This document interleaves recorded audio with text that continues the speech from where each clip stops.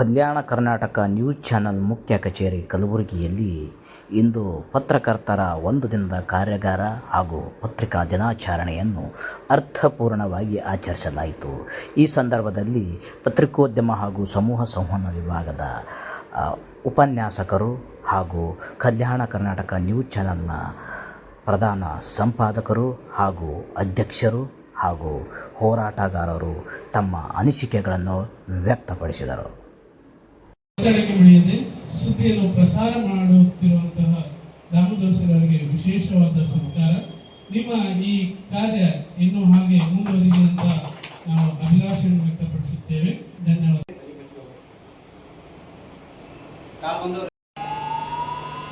ಅತ್ಯಂತ ಸುಂದರ ಮತ್ತು ವಾಗ್ಮಿಗಳಾಗಿರುತ್ತಾರೆ ಮಾದೇವಪ್ಪ ಪಗಡೆ ಸರ್ ಅವರೇ, ಇಂಡಿಯಾ ಟೆಕ್ನಾಲಜಿ ಲಿಮಿಟೆಡ್ನ ಕಲ್ಯಾಣ ಕರ್ನಾಟಕ ಸುದ್ದಿವಾಹಿನಿ ಮತ್ತು ಸಹಯೋಗದಲ್ಲಿ ಇವತ್ತು ಆಯೋಜಿಸಿರ್ತಕ್ಕಂಥ ಪತ್ರಿಕಾ ದಿನ ಏರು ಧ್ವನಿಯಲ್ಲಿ ಪ್ರತಿಭಟಿಸುತ್ತಾ ನ್ಯಾಯ ದೊರಕಿಸುವಲ್ಲಿ ತಮ್ಮದೇ ಆದ ಒಂದು ಛಾಪು ಮೂಡಿಸಿಕೊಂಡಿದ್ದಾರೆ. ಅವರಿಗೆ ನಮ್ಮ ಸುದ್ದಿವಾಹಿನಿ ವತಿಯಿಂದ ವಿಶೇಷವಾದ ಸತ್ಕಾರ ಸನ್ಮಾನ. ನಮ್ಮ ರಾಜಶೇಖರ್ ಮಾತಾಡಿಸೋರು ಅವರು ಬಂದು ಸನ್ಮಾನಿಸಬೇಕೆಂದು ಕೇಳಿಕೊಳ್ಳುತ್ತೇನೆ. ಕಲ್ಯಾಣ ಸರ್, ಶ್ರೀಯುತ ಡಾಕ್ಟರ್ ತೀರ್ ಕುಮಾರ್ ಬೆಳ್ಕೋಟ್ ಸರ್, ಉಪನ್ಯಾಸಕರು, ಪತ್ರಿಕೋದ್ಯಮ ಮತ್ತು ಸಮೂಹ ಸಂವಹನ ವಿಭಾಗ, ಗುಲ್ಬರ್ಗ ವಿಶ್ವವಿದ್ಯಾನಿಲಯ ಕಲಬುರಗಿ. ಅವರು ಈಸ್ಟ್ ಇಂಡಿಯಾ ಪತ್ರಿಕೆ, ಈಸ್ಟ್ ಇಂಡಿಯಾ ಕಂಪನಿಯ ಕೆಲವು ಕೆಟ್ಟ ನಡವಳಿಕೆಗಳನ್ನೇ ವಿರೋಧಿಸಿದ್ರು. ಆಮೇಲೆ ಅವರಿಗೆ ಜೈಲು ಅನುಭವಿಸ್ತಕ್ಕಂಥದ್ದು ಸಹ ಬಂತು. ಆಮೇಲೆ ನಮ್ಮ ಕರ್ನಾಟಕ ಪತ್ರಿಕೋದ್ಯಮ ಮಂಗಳೂರು ಸಮಾಚಾರ ಅಂತಕ್ಕಂಥ ಪತ್ರಿಕೆ ಹೊರತಂದರು. ಇದೇ ರೀತಿಯಾಗಿ ವಿಶ್ವದಿಂದ ನಮ್ಮ ಕರ್ನಾಟಕದವರೆಗೂ ಪತ್ರಿಕೋದ್ಯಮ ಬೆಳೆಸ್ಕೊಂಡು ಬಂತದ್ರು. ಇತಿಹಾಸ ಹೇಳ್ತಾ ಹೋದ್ರೆ ಬಹಳಷ್ಟಿದೆ. ಆದ್ರೆ ಪತ್ರಿಕೋದ್ಯಮ ಇಂದು ಯಾವ ಒಂದು ಗತಿಗೆ ಬಂದು ತಲುಪಿದೆ ಅಂತಕ್ಕಂಥದ್ದನ್ನು ಸಹ ನಾವು ಇತಿಹಾಸದ ಜೊತೆಗೆ ಪ್ರಸ್ತುತ ಸನ್ನಿವೇಶ ಸಹ ನಾವು ಒಂದು ಹೊರಗೆ ಹಚ್ಚಿ ನೋಡಬೇಕಾಗ್ತದೆ. ಈಗ ಈಗಿನ ವರದಿಗಾರಿಕೆಗೂ ಆಮೇಲೆ ಹಿಂದಿನ ವರದಿಗಾರಿಕೆಗೂ ಹಿಂದಿನ ಪತ್ರಕರ್ತರಿಗೂ ಪತ್ರಕರ್ತರಿಗೂ ಅಜಗಜಾಂತರ ವ್ಯತ್ಯಾಸ ಆಗಿದೆ. ಹಿಂದಿನ ಪತ್ರಕರ್ತರು ಒಂದು ಜುಬ್ಬ ಹಾಕೊಂಡು ಒಂದು ಪ್ಯಾಂಟ್ ಧರಿಸಿ ಒಂದಿನ ಒಂದು ಬ್ಯಾಗ್ ಹಾಕೊಂಡು ಅಲ್ಲಿ ಇಲ್ಲಿ ಓಡಾಡ್ಕೋತ ಅವರು ಒಂದು ಸತ್ಯವನ್ನೇ ಬರೀತಾ ಇದ್ರು. ಅವರ ಸಂಸಾರ ನಿರ್ವಹಣೆ ಸಹ ಬಹಳ ಕಷ್ಟ ಆಗಿರ್ತಿತ್ತು. ಇಂಥದ್ರೆಲ್ಲ ಅವರು ಒಂದು ಸಮಾಜವನ್ನು ತಿದ್ದತಕ್ಕಂಥ ಕೆಲಸ ಮಾಡಿಕೊಂಡು ಬರ್ತಿದ್ರು. ಆದರೆ ಇಂದಿನ ಪತ್ರಕರ್ತರಲ್ಲಿ ಕೆಲವೊಂದು ಬದಲಾವಣೆಗಳಾಗಿವೆ. ಅದು ಪತ್ರಕರ್ತರಿಂದ ಆದಂಥ ತಪ್ಪುಗಳಂತ ಅನ್ನಲ್ಲ. ಇಂದು ಸಮಾಜ ಹೆಂಗಿದೆ ಹಂಗೆ ನಡ್ಕೊಂಡು ಹೋಗಬೇಕಾದಂಥ ಸನ್ನಿವೇಶ ನಿರ್ಮಾಣ ಆಗಿಬಿಟ್ಟಿದೆ. ಇದರಿಂದ ನಾವು ಏನೂ ಮಾಡೋಕ್ಕಾಗಲ್ಲ, ಸಮಾಜನೂ ಏನೂ ಮಾಡೋಕ್ಕಾಗಲ್ಲ. ಹಾಗಂದ್ರೂ ಅದರೊಳಗೂ ಎಷ್ಟಾದರೂ ಬದಲಾವಣೆ, ಎಷ್ಟಾದರೂ ಒಂದು ಪ್ರಗತಿ, ಸುಧಾರಣೆ ಏನಾದರೂ ಕಾಣುತ್ತಂದ್ರೆ ಒಂದು ಪತ್ರಕರ್ತರ ಶ್ರಮ, ಮಾಧ್ಯಮಗಳ ಶ್ರಮ ಬಹಳಷ್ಟು ನಮ್ಮಲ್ಲಿ ಇದೆ ಅಂತಕ್ಕಂಥದ್ದನ್ನು ನಾವು ಯಾರೂ ಮರೆಯುವಂತಿಲ್ಲ. ಈಗ ನಾವು ಪತ್ರಕರ್ತರು ಮೊದಲೆಲ್ಲ ಸುದ್ದಿ ಮಾಡೋದು ಒಂದು ಚೌಕಟ್ಟು ಇರ್ತಾ ಇತ್ತು. 5W1H, ಯಾರು, ಎಲ್ಲಿ, ಹೇಗೆ, ಏನಾಯಿತು, ಹೇಗಾಯಿತು ಅಂತಕ್ಕಂಥದ್ದೊಂದು ಚೌಕಟ್ಟಿನೊಳಗೆ ಬರಿತಾ ಇದ್ವಿ. ಅದು ಆ ಚೌಕಟ್ಟಿನೊಳಗೆ ಬರಿಬೇಕು.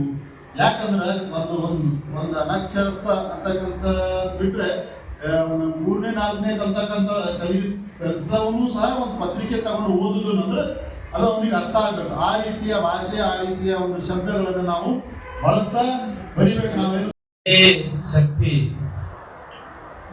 ಪೆನ್ನೆ ಬದಲಾವಣೆ, ಬರೆಯುವ ಕಾಗದವು ಆಗಲಿ ಸಮಾಜದಲ್ಲಿ ಬದಲಾವಣೆಯ ಕ್ರಾಂತಿಯ ಶಕ್ತಿ. ನಿದ್ರೆಯನ್ನ ಮರೆತವನು, ಸತ್ಯದ ಹಾದಿಯನ್ನ ಹಿಡಿದವನು, ಸತ್ಯಕ್ಕೋಸ್ಕರನೇ ದುಡಿಯುವವನು, ಬಡವರಿಗೆ ನ್ಯಾಯವನ್ನ ಕೊಡಿಸುವ ನಿಟ್ಟಿನಲ್ಲಿ ಸತತ ಪ್ರಯತ್ನವನ್ನ ಮಾಡುವವನು.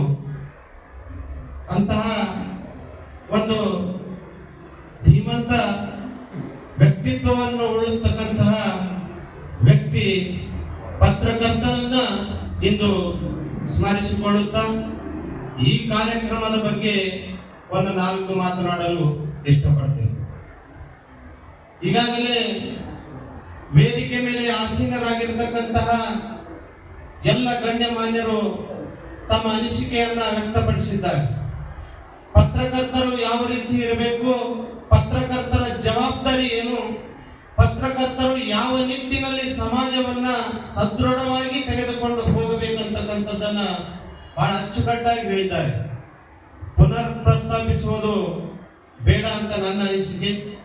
ಯಾಕಪ್ಪ ಅಂತ ಕೇಳಿದ್ರೆ, ಸಮಾಜ ಇದೊಂದು ಹರಿಯುವ ಸಮುದ್ರ ಇದ್ದ ಹಾಗೆ, ಸಮಾಜ ಇದೊಂದು ಹರಿಯುವ ಸಮುದ್ರ ಇದ್ದ ಹಾಗೆ. ಇಲ್ಲಿ ಏಳು ಬೀಳು ಸಹಜ, ಆದರೆ ಮುಂದೆ ಸಾಗುವುದು ಮನುಷ್ಯನ ಲಕ್ಷಣ ಅಂತಕ್ಕಂಥದ್ದನ್ನ ನಾವು ಹೇಳ್ಬೇಕಾಗ್ತದೆ ಬಂಧುಗಳು. ಪತ್ರಕರ್ತರ ಜೀವನದ ಶೈಲಿ ಬಗ್ಗೆ ಬಹಳ ಅಚ್ಚುಕಟ್ಟಾಗಿ ಹೇಳಿದ್ದಾರೆ. ಪತ್ರಕರ್ತರು ಎಲ್ಲವನ್ನ ಮರೆತು ತಮ್ಮ ಕುಟುಂಬವನ್ನ ಹಗಲಿರಲಿ ರಾತ್ರಿ ಇರಲಿ ಯಾವುದೇ ಒಂದು ಸುದ್ದಿಯನ್ನು ಬಂದಾಗ ಎದ್ದು ಹೋಗತಕ್ಕಂತಹ ಶಕ್ತಿ ಮತ್ತು ತಾಳ್ಮೆ ಯಾರಿಗಾದ್ರೂ ಕೊಟ್ಟರೆ ಅದು ಪತ್ರಕರ್ತರಿಗೆ ಮಾತ್ರ ಅಂತಕ್ಕಂಥದ್ದನ್ನು ಹೇಳಕ್ಕೆ ಇಷ್ಟಪಡ್ತೀನಿ ಬಂಧುಗಳು. ಪತ್ರಕರ್ತರು ಬೆದರಿಕೆಗಳನ್ನ ಬಹಳ ಸಲೀಸಾಗಿ ಅಚ್ಚುಕಟ್ಟಾಗಿ ನಿಭಾಯಿಸಬಲ್ಲಂತ ಶಕ್ತಿ ಯಾರಿಗಾದ್ರೂ ಇದ್ರೆ ಅದು ಪತ್ರಕರ್ತರಿಗೆ ಅಂತ ಹೇಳಕ್ಕೆ ಇಷ್ಟಪಡ್ತೀನಿ. ಯಾಕಂದ್ರೆ ಶಿಸ್ತು, ನಯ, ವಿನಯ ಎಲ್ಲವನ್ನ ಕಲಿತುಕೊಂಡು ಈ ಸಮಾಜವನ್ನ ಬೆಳಗಿಸಲು ಹೊರಟಿರ್ತಕ್ಕಂತಹ ಪತ್ರಕರ್ತರು ಬಹಳಷ್ಟು ಎಚ್ಚರಿಕೆಯಿಂದ ಸಮಾಜದಲ್ಲಿ ಹೆಜ್ಜೆಯನ್ನು ಇಡಬೇಕಾಗಿದೆ ಬಂಧುಗಳು. ಪತ್ರಕರ್ತರ ಬಗ್ಗೆ ತಾವೆಲ್ಲ ಕೇಳಿರಬಹುದು. 1887ರಲ್ಲಿ ನೀಲಿ ಬ್ಲೈ ಅಂತಕ್ಕಂಥ ಅಮೆರಿಕ ಪತ್ರಕರ್ತರ ಬಗ್ಗೆ ತಮ್ಗೆಲ್ಲರಿಗೂ ಕೂಡ ಪತ್ರಕರ್ತರಿಗೆ ಗೊತ್ತಿದೆ. ಯಾಕಂದ್ರೆ ವಯಸ್ಸಿನಲ್ಲಿ ನಾವು ಚಿಕ್ಕವರು, ಎಲ್ಲ ದೊಡ್ಡ ದೊಡ್ಡವರು ಕೂತಿದ್ದೀರಾ. ಯಾಕಂದ್ರೆ ಪತ್ರಿಕಾ ರಂಗದಲ್ಲಿ ಬಹಳಷ್ಟು ಅನುಭವ ನಿಮಗಿದೆ, ಪತ್ರಿಕಾ ರಂಗದ ಬಗ್ಗೆ ಬಹಳಷ್ಟು ಅನುಭವ ನಿಮಗಿದೆ. ಆದರೆ ಅಂತವರ ಬಗ್ಗೆ ಬಹಳಷ್ಟು ಕಾಳಜಿಯೂ ಕೂಡ ನಮಗಿದೆ. ನೀಲಿ ಬ್ಲೈ ಏನ್ ಮಾಡ್ತಾಳಪ್ಪ ಅಂತ ಕೇಳಿದ್ರೆ, ನ್ಯೂಯಾರ್ಕ್ ನಲ್ಲಿ ಬ್ಲೂ ವೆಲ್ ಅಂತಕ್ಕಂಥ ಆಸ್ಪತ್ರೆಯಲ್ಲಿ ಅಲ್ಲಿನ ಪರಿಸ್ಥಿತಿ ಹೇಗಿತ್ತಪ್ಪ ಅಂತ ಕೇಳಿದ್ರೆ, ಹೆಣ್ಣು ಮಕ್ಕಳಿಗೆ ಆಸ್ಪತ್ರೆಯಲ್ಲಿ ಬಹಳ ಕ್ರೂರವಾಗಿ ನಡೆಸ್ಕೊಳ್ತಿರ್ತಾರೆ. ಅದೊಂದು ಹುಚ್ಚರ ಆಸ್ಪತ್ರೆ ಎಂಬಂತೆ ಇತ್ತು, ಅದೊಂದು ಹುಚ್ಚರ ಆಸ್ಪತ್ರೆ ಎಂಬಂತೆ ಇತ್ತು. ಅಲ್ಲಿ ನೀಲಿ ಬ್ಲೈ ಏನ್ ಮಾಡ್ತಾರಪ್ಪ ಅಂತ ಕೇಳಿದ್ರೆ, ಯಾಕೆ ಮಾತನ್ನು ಹೇಳ್ತಾ ಇದ್ದೀನಪ್ಪ ಅಂತ ಕೇಳಿದ್ರೆ, ಸಮಾಜದಲ್ಲಿ ಅಕ್ರಮ ಕಾನೂನು ಬಾಹಿರ ಕೃತ್ಯಗಳು ಎಲ್ಲಿ ನಡೀತವೆ, ನಾವು ಬರೀ ಏನಪ್ಪಾ ಅಂತ ಕೇಳಿದ್ರೆ ಸುದ್ದಿ ಮಾಡಿದ್ರೆ ಆಗಲ್ಲ, ಅದರಲ್ಲಿ ಇಳಿದು ನೋಡ್ಬೇಕಂತಕ್ಕಂಥದ್ದನ್ನ ಆಕೆ ಅಂದಿನ ಕಾಲದಲ್ಲಿ 1987ರಲ್ಲೇ ತಿಳಿಸಿರ್ತಾಳೆ. ಹೆಂಗ್ ಮಾಡ್ತಾಳಪ್ಪ ಅಂತ ಕೇಳಿದ್ರ, 10 days ಮ್ಯಾಡ್ ಇನ್ ಹೌಸ್ ಅಂತಕ್ಕಂಥ ಒಂದು ಲೇಖನೆಯನ್ನು ಕೊಡ್ತಾಳೆ. ನ್ಯೂಯಾರ್ಕ್ ನ ವರ್ಲ್ಡ್ ಅಂತಕ್ಕಂಥ ಪತ್ರಿಕೆಯಲ್ಲಿ ಆಕೆಯ ಒಂದು ಆಕೆ ಅಂದ್ರೆ ಆರೋಗ್ಯದಲ್ಲಿ ಸಮಸ್ಯೆ ಇರ್ತಕ್ಕಂತಹ ಹೆಣ್ಣು ಮಕ್ಕಳಿಗೆ ಹೆಂಗ್ ಮಾಡ್ತಾರಪ್ಪ ಅಂತ ಕೇಳಿದ್ರೆ, ಆಸ್ಪತ್ರೆಯಲ್ಲಿ ಬಹಳ ವ್ಯತಿರಿಕ್ತವಾದಂತಹ ಒಂದು ಪನಿಷ್ಮೆಂಟ್ ಅನ್ನ ಕೊಡ್ತಾ ಇರ್ತಾರೆ. ಅಂದ್ರೆ ಈಗ ಯಾರಾದ್ರೂ ನಾವು ಹಳೆ ಪಿಕ್ಚರ್ಗಳಲ್ಲಿ ನೋಡ್ತಾ ಇರ್ತೀವಿ, ಅಂದ್ರೆ ಒಂದು ಬ್ರಿಲಿಯಂಟ್ ಇದ್ದಂತ ವ್ಯಕ್ತಿಯನ್ನ ಮೆಂಟಲ್ ಒಂದು ಕಾರ್ಯಾಗಾರ ಮಾಡಬೇಕು. ಪ್ರತಿಯೊಂದು ಕೂಡ ಚಿಂತನೆ ಮಂಥನ ಅನ್ನೋದು ಏನಾಗ್ತದೆ ಅಂತಂದ್ರೆ, ಪ್ರತಿಯೊಂದು ಸಮಾಜದಲ್ಲಿ ಆಗಿರುವಂತ ಆಗು ಹೋಗುಗಳ ಬಗ್ಗೆ ಚಿಂತನೆ ಮಾಡಿ, ಎಲ್ಲಿ ಅನ್ಯಾಯ ಅಕ್ರಮ ಆಗ್ತಿದಿಲ್ಲ ಅದರ ವಿರುದ್ಧ ಧ್ವನಿ ಎತ್ತುವ ಮುಖಾಂತರ ಜನರಿಗೆ ಒಂದು ಒಳ್ಳೆಯ ರೀತಿ ಸಂದೇಶವನ್ನು ಕೊಡೋ ನಿಟ್ಟಿನಲ್ಲಿ ಏನು ಕಾರ್ಯಾಗಾರ ಮಾಡಿದ್ರೆ ಬಹಳ ಸಂತೋಷದ ವಿಷಯ ಅನ್ಕೊಂಡೆ ಸಂದರ್ಭ ಹೇಳ್ತಿದ್ದಂದ್ರೆ. ಅದೇ ರೀತಿ ನಮ್ಮ ಕಲ್ಯಾಣ ಕರ್ನಾಟಕ ಭಾಗದ ಪ್ರತಿಯೊಂದು ನಾಡಿ ಮಿಡಿಗಳನ್ನು ಅರಿತಿ ಆಗುತ್ತಿರುವಂತಹ ಕೆಟ್ಟ ವ್ಯವಸ್ಥೆ, ಪ್ರತಿಯೊಂದು ಅಂಕುಡೊಂಕುಗಳನ್ನು ಜನರಿಗೆ ತಲುಪಿಸಿ ಜನರನ್ನು ಜಾಗೃತಿ ಮಾಡುವಂತ ಯಾವ್ದಾದ್ರು ಚಾನಲ್ ಇದ್ರೆ ಅದು ಕಲ್ಯಾಣ ಕರ್ನಾಟಕ ಅಂತ ಹೇಳ್ಬಿಟ್ಟು ಈ ಸಂದರ್ಭ ಹೇಳ್ತೀನಿ. ಯಾಕಂತಂದ್ರೆ ಪ್ರತಿಯೊಂದು ಹಂತದಲ್ಲಿ ಎಲ್ಲಾ ಚಾನಲ್ಗಳು ಒಂದೇ ಒಂದು ಬಿತ್ತರ ಒಂದು ಸುದ್ದಿಯನ್ನು ಬಿತ್ತರಿಸಿದ್ರೆ ನಾವು ಕೂಡ ಅದೇ ಒಂದು ಸುದ್ದಿ ಮಾಡೋದ್ರಲ್ಲ ಅರ್ಥ ಕೊಡಲ್ಲ. ನಾವು ಹೇಗೆ ಮಾಡ್ಬೇಕು ಅಂತಂದ್ರೆ, ಯಾರು ಕೂಡ ಸುದ್ದಿ ಮಾಡಿರ್ಬಾರ್ದು ಅಂತ ಒಂದು ಸುದ್ದಿಯನ್ನು ಬಿತ್ತರಿಸಬೇಕು. ಯಾವ ರೀತಿ ಅಂತಂದ್ರೆ ಸುದ್ದಿ ಹುಡುಕೋದಂತಂದ್ರೆ ಬಹಳ ಒಂದು ದೊಡ್ಡ ಇದಲ್ಲ. ನೀವು ನೋಡ್ತಿರ್ಬೋದು, ಕಲ್ಯಾಣ ಕರ್ನಾಟಕದಲ್ಲಿ ಗ್ರಾಮ ಪಂಚಾಯತ್ ಹಿಡಿದು ಒಂದು MLA MP ಅವರು ಪ್ರತಿಯೊಂದು ಹಂತದಲ್ಲಿ ಭ್ರಷ್ಟಾಚಾರದ ಒಂದು ಗ್ರಾಮ ಪಂಚಾಯತ್ ಹೋಗಿ ಪ್ರತಿಯೊಂದು ಕೂಡ ವ್ಯವಸ್ಥೆ ಆಗ್ತಿರಲಿಲ್ಲ. ಯಾರಿಗೇನೋ ಒಂದು ಒಳ್ಳೆಯ ರೀತಿಯಲ್ಲಿ ಕೆಲಸ ಕಾರ್ಯಗಳು ಮಾಡ್ಬೇಕಲ್ಲ, ಅದರಲ್ಲಿ ಲಂಚ ಇದೆ. ಅದು ಪ್ರತಿಯೊಂದು ಹಂತದಲ್ಲೂ ಅವರಿಗೆ ಒಂದು ಒಳ್ಳೆಯ ರೀತಿಯಲ್ಲಿ ಯಾರು ಈ ತರ ದೂರು ಕೊಡ್ತಾ ಇದ್ದಾರೋ, ಯಾರಿಗೆ ಏನಪ್ಪಾ ಅಂತಂದ್ರೆ ಯಾರಿಗೆ ಅನ್ಯಾಯ ಆಗ್ಲಿಕ್ಕದ ಅದ್ರ ವಿರುದ್ಧ ಏನಪ್ಪಾ ಅಂತಂದ್ರೆ ಭ್ರಷ್ಟಾಚಾರ ನೀವು ಸುದ್ದಿ ಮಾಡೋದು ಏನಾಗ್ತದೆ ಅಂತಂದ್ರೆ, ಪ್ರತಿಯೊಬ್ಬರು ಕೂಡ ಏನಪ್ಪಾ ಅಂತಂದ್ರೆ ಅವರಿಗೆ ಒಳ್ಳೆ ರೀತಿ ನ್ಯಾಯ ಕೊಡಿದಾಗ ಆಗ್ತದೆ ಸಂದರ್ಭ ಹೇಳ್ತೀನಿ. ನಾವು ನೋಡ್ತಿರ್ಬೋದು, ಪತ್ರಕರ್ತರ ಅಂತಂದ್ರೆ ಒಂದು ಇತಿಹಾಸ ತೆಗೆದು ನೋಡ್ಬೇಕು. ಎಂತ ಪತ್ರಕರ್ತರ ಅಂತ ಹೇಳ್ಬಿಟ್ಟು ಪ್ರತಿಯೊಬ್ಬರು ಅರ್ಥ ಮಾಡ್ಕೋಬೇಕು. ಹಿಂದೆ ನಕ್ಸಲರು ಅದು ಹೆಂಗಿತ್ತು ಅಂತಂದ್ರೆ ದೊಡ್ಡ ರಿಸ್ಕ್ ಇತ್ತು.